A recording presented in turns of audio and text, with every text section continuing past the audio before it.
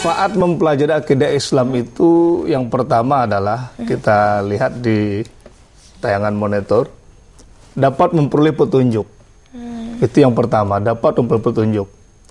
Yang kedua, seseorang selamat dari kepercayaan lain atau disebut dengan syirik ya. Syirik kan orang tahu semuanya ya kan Mbak Laras ya. Kemudian yang ketiga adalah memperoleh kehidupan hidup di dunia.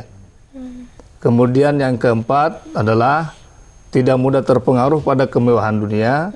Kemudian yang kelima adalah Allah Subhanahu wa taala telah menjamin bahwa orang yang selalu beriman kepada Allah Subhanahu wa taala dengan ikhlas, mukhlis, orang yang ikhlas tidak ada tanpa pamrih sedikit pun, jaminan Allah adalah dia terhindar dari surga.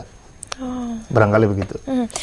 Mengapa seorang yang mempelajari akidah Islam ini salah satu manfaatnya ini tidak mudah tergoda oleh kehidupan duniawi? Iya. Karena begini, di dalam agama Islam itu kan ada sebuah aturan ya, norma-norma agama. Manusia dilahirkan ke dunia adalah untuk menjadi khalifah. Khalifatun fil ar namanya. Adalah dia suatu ketika manusia bisa sebagai pemimpin. Pemimpin agama juga pemimpin negara.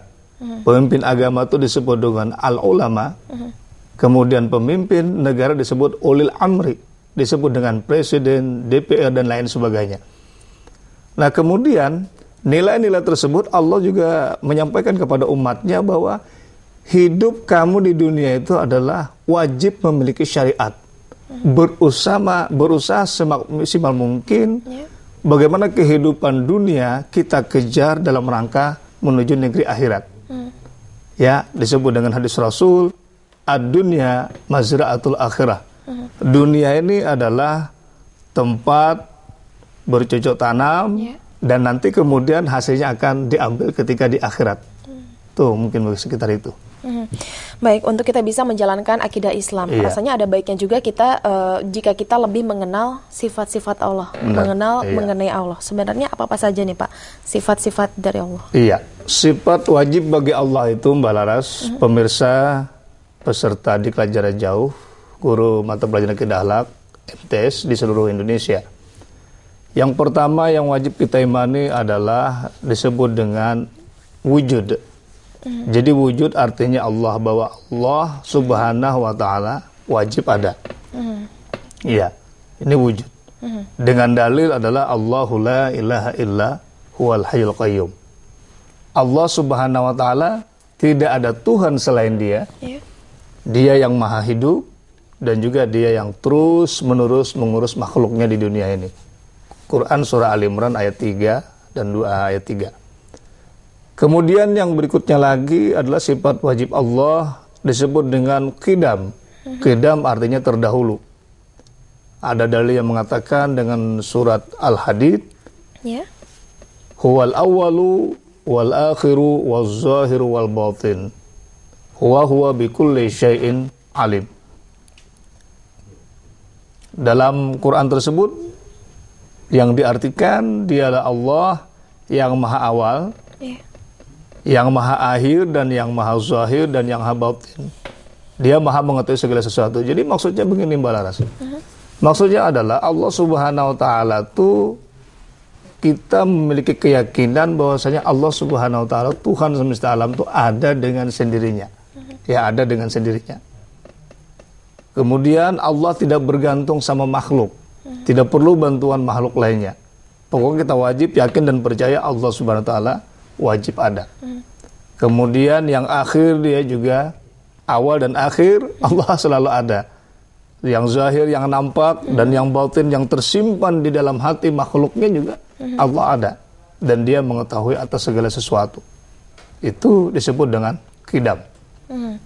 Baik, wujud, qidam. Lalu berikutnya apalagi yang menjadi sifat wajib berikutnya Allah? Kita lihat lagi pemirsa, disebut dengan baqa. Baqa adalah bahwa Allah Subhanahu wa taala itu kekal selama-lamanya, sampai kapanpun Allah tidak hancur.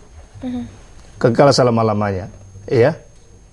Dalam Al-Qur'an surah Ar-Rahman berbunyi kullu man 'alaiha fan wa yabqa wajhu rabbaka dzul jalali wal ikram. Yang artinya adalah semua yang ada di bumi itu akan binasa. Tetapi zat Allah Tuhanmu yang memiliki kebesaran dan kemuliaan kekal selama-lamanya. Ini sudah hal yang luar biasa, Mbak Laras. Jadi oleh karena itu seorang muslim, seorang guru di madrasah sanawiyah dalam rangka membekali ilmu kepada anak didiknya, nilai-nilai yang seperti ini kita tanamkan dalam kehidupan sehari-hari. Namun tentunya menanamkan nilai-nilai agama kepada siswa tidak bisa dilakukan hanya in class program namanya. Begitu. Iya, artinya pembelajaran hanya semata-mata di dalam kelas.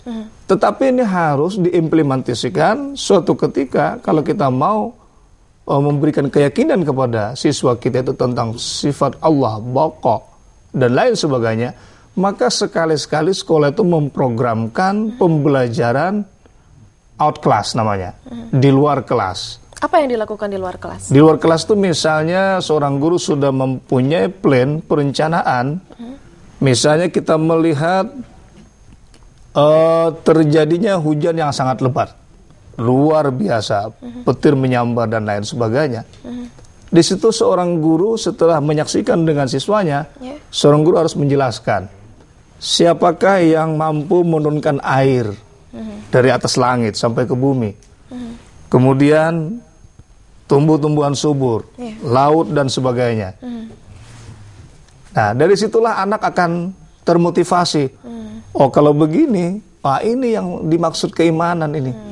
Bahwa Allah Subhanahu wa taala Maha Kuasa, Maha Kekal selama-lamanya. Ya, baik. Jadi salah satu caranya adalah dengan memperlihatkan siswa dengan fenomena alam yang ada begitu ya.